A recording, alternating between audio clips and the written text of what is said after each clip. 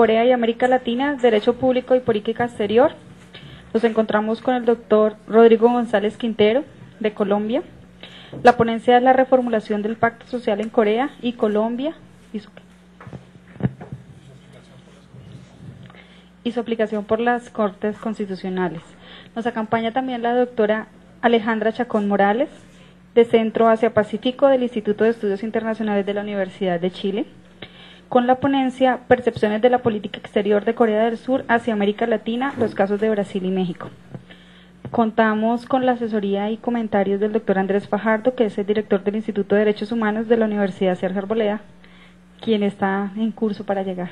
En los minutos que siguen expondré de forma comparada el proceso político que llevó a la adopción de nuevas constituciones en Corea del Sur y Colombia.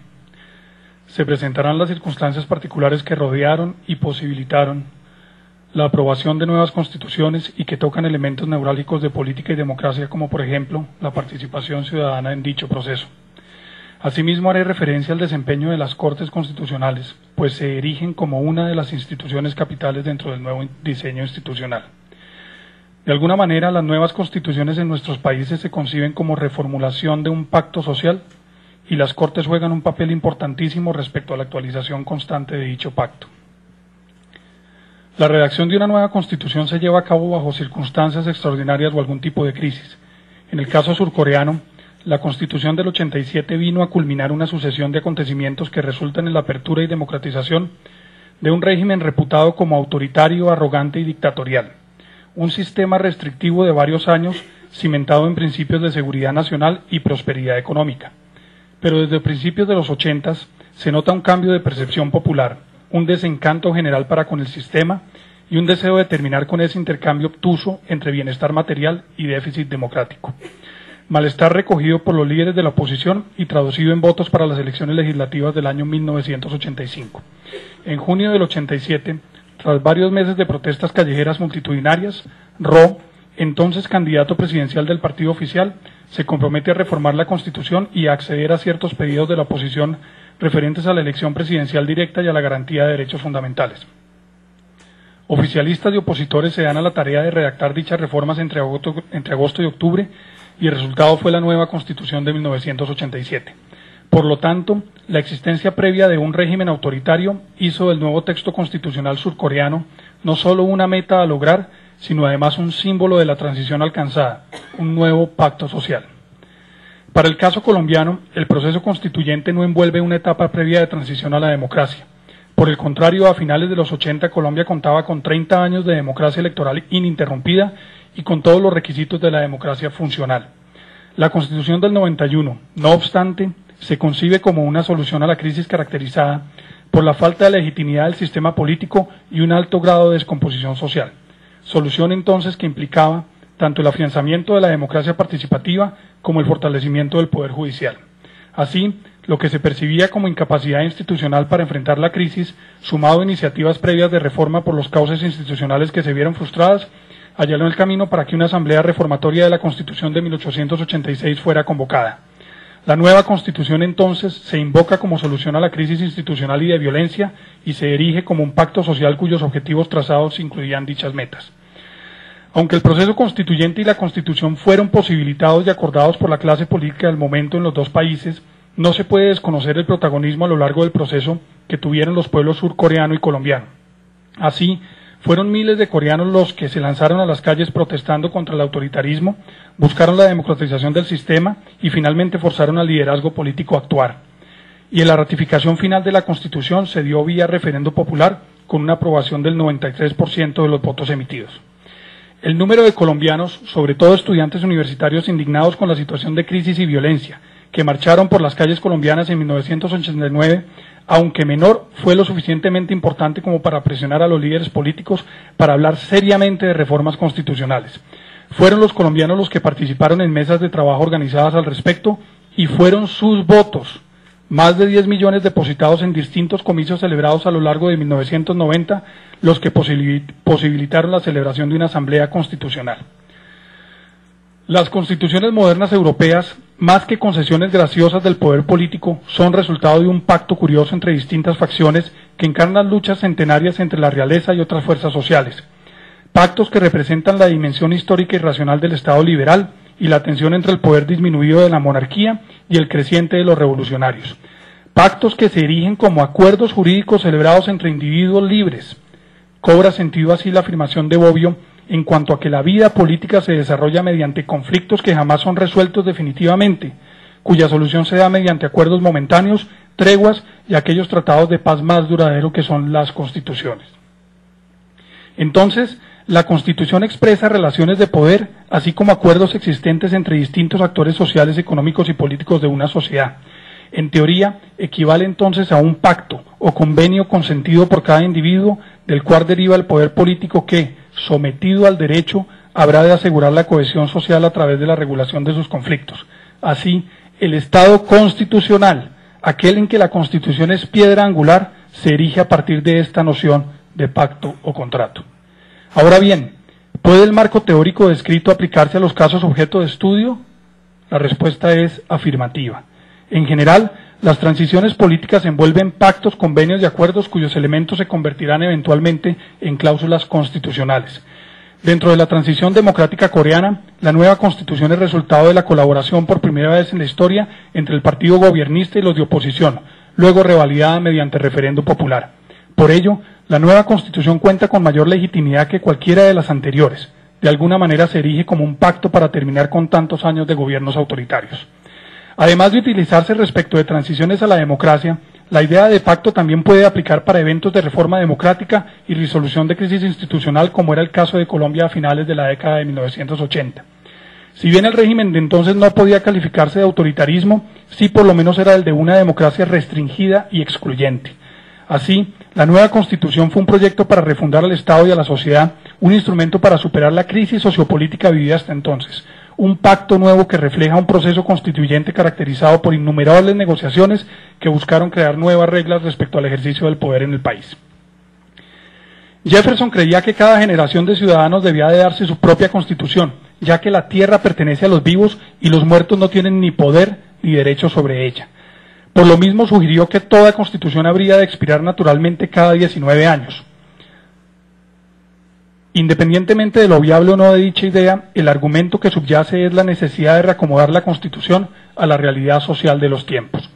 Y, si se entiende que la Constitución es un pacto, entonces existe una necesidad de reformular dicho pacto social. Como muy bien lo define el profesor Hall, corresponde al órgano encargado del control constitucional cumplir con la tarea de adaptar la Constitución a los cambios sociales y económicos. Efectivamente, las Cortes estudiadas han cumplido con esta función de acomodar y reformular el pacto constitucional. En el caso coreano, el restablecimiento de la Corte Constitucional fue visto con cierto escepticismo, dada la nula eficacia del control constitucional en el pasado.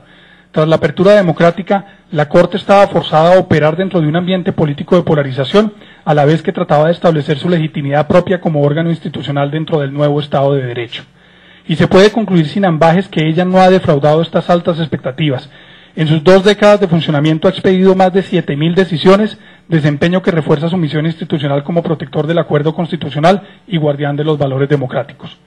Existe la idea generalizada respecto a que la contribución más importante de la Constitución colombiana del 91 fue la creación de la Corte. En sus casi 20 años de existencia, la alta corporación ha expedido más de 20.000 decisiones, a través de las cuales ha modificado la distribución del poder y ha dado respuestas legítimas, además de controversiales, a los problemas más sensibles que aquejan a la sociedad colombiana. Es decir, ha reformulado y actualizado el pacto social encarnado por la Constitución del 91. En Corea, salvo lo dispuesto en el artículo transitorio 5, el cual manda que cualquier disposición normativa anterior a la promulgación de la Constitución y contraria a esta es per se inválida. Ninguna otra parte de la Constitución se refiere explícitamente a la supremacía de esta. Esta también se infiere del enjuiciamiento potencial de altos funcionarios por parte de la Corte cuando estos han violado la Constitución. La Corte, sin embargo, ha actuado conforme a su rol como protector de la superioridad que se predica de aquel pacto social alcanzado en el 87 y representado en la nueva Constitución. Las decisiones del Alto Tribunal han tocado temas diversos que van desde la protección de los derechos individuales hasta la protección de secretos militares por razones de seguridad nacional. Pero limitaré mi exposición a 2 sentencias que ilustran perfectamente su función guardadora del pacto. Dentro de un proceso judicial seguido en un juzgado de familia, apareció una controversia surgida alrededor de la prohibición para contraer matrimonio a aquellas personas que tuviesen el mismo apellido y proviniesen del mismo tronco ancestral. Entonces la petición para revisar la constitucionalidad de la norma se presentó ante la Corte. Con base a un análisis histórico y social en el que incluyó contrastes entre problemas culturales y visiones contemporáneas acerca del matrimonio y la familia, la Corte declaró dicha prohibición como contraria a la Constitución. Entendió que la Corea moderna es muy diferente a aquella en que la prohibición matrimonial fue aprobada, pues ahora es una sociedad libre y democrática, cimentada en la igualdad, que rechaza cualquier noción relativa al sexismo, castas o clases sociales. Además es claro, para la Corte, que la Constitución protege a la familia y al matrimonio, y que este último se considera la unión entre dos personas libres, superando la vieja concepción en la que éste unía a dos familias. Esa es la nueva realidad de una comunidad que se ha transformado en una sociedad altamente industrializada y avanzada. Un factor real consiste en que el crecimiento poblacional ha elevado el número de personas con el mismo apellido, por lo que las líneas ancestrales son difíciles de aceptar como estándares racionales para prohibir enlaces matrimoniales. Tampoco son racionales las restricciones que impone sobre la autodeterminación sexual, la búsqueda de la felicidad y la dignidad humana. Concluye la Corte que el derecho al matrimonio implica la libertad de casarse y de escoger libremente al cónyuge. Por tanto, declaró la norma acusada como inconstitucional. En enero de 2004, la legislatura aprobó una ley que establecía una nueva capital administrativa en el país. Un grupo de ciudadanos, vía recurso de queja, llevó el caso ante la Corte alegando que una medida de este tipo solo podría llevarse a cabo por medio de una reforma constitucional. En la discusión, el tribunal declaró que, siendo la Constitución escrita la mayor fuente del derecho constitucional, todo asunto constitucional no puede ser resuelto por su texto. En ese sentido, se debe reconocer que ciertos temas no escritos formalmente son también parte de la Constitución no escrita y comprenden el llamado derecho constitucional de costumbre. Y esto es especialmente relevante para aquellos principios elementales y evidentes que antecedían la aprobación de la Constitución, no incluidos expresamente dentro del texto de la norma fundamental.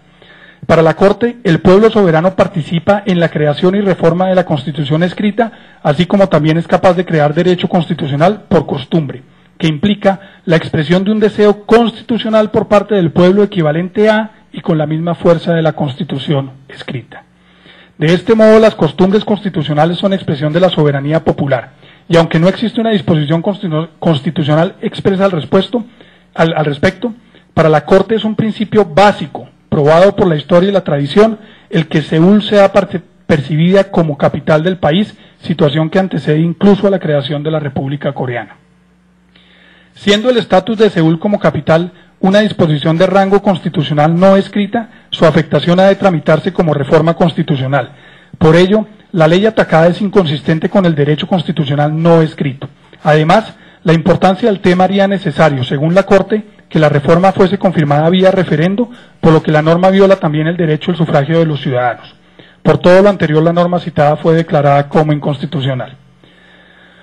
La supremacía de la Constitución colombiana está consagrada en su propio texto, artículo 4, y la protección de la misma se encomienda inequívocamente a la Corte Constitucional.